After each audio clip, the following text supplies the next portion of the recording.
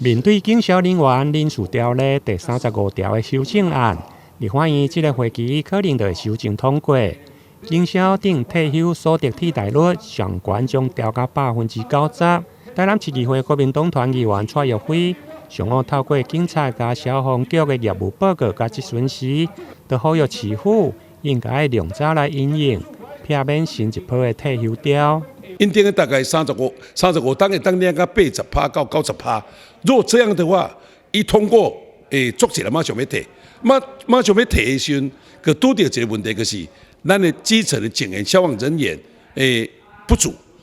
咱市长要怎应对？咱基本上，咱市长会怎做的？第一个就是爱紧甲医生编出来，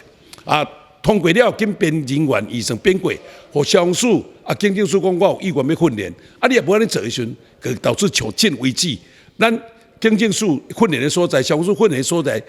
有限，所以我一直认为讲，咱基本上要做足，无心理准备，一声通过医生不足的时阵，咱警政署、消防署可能讲，你都无医生，敢若讲要教训咧，敢若嘴讲无钱，迄医未通。所以我今仔日所以议会建议讲，消防局咱今仔局要准备这个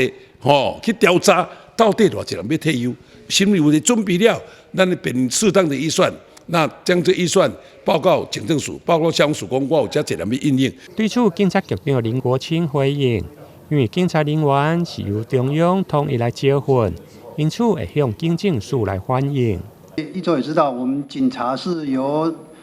中央统一在做一个人员的一个那个招训嘛，那这一部分事实上，我要出来之前，我也有就像一周讲的这样，我有跟署里面人事单位已经跟他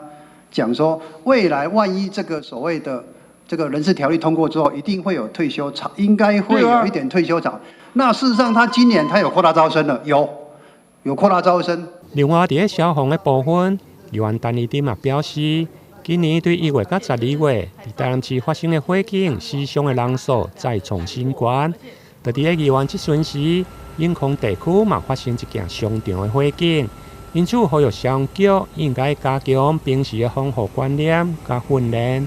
我们看到说，其实113年到目前9月这个时间，我们火灾不管是死亡或受伤人数都是创历年来的最高110年死亡5位，受伤17位；110年10位，然后受伤7位；然后112年死亡是6位，然后受伤28位。到今年为止，现在才9月，我们在台南因为火灾而死亡人数已经达到18位，而受伤的人数是32位，这个是历年来的最高吼，所以怎么会有这个状况？局长，我们要怎么去解决这个问题？这个问题在我们民众的那个避难逃生的观念，是我们还要再继续持续来加强宣导。是消防局这边要好好的做一些检讨。我们现在各大队有对于业主他们对员工的训练，现在有给他验证机制。是，只要员工能够避免火灾发生之后怎么去抢救跟逃生，我想这个部分真的要去加强。除了火警的防护，另外在路口监视器方面，目前全市有1810组，但有将近310组无连线加车牌的辨识。对此，警察局嘛回应，今年已经开始来汰换，预计明年就用的全部汰换完毕。台南新闻林根采访报道。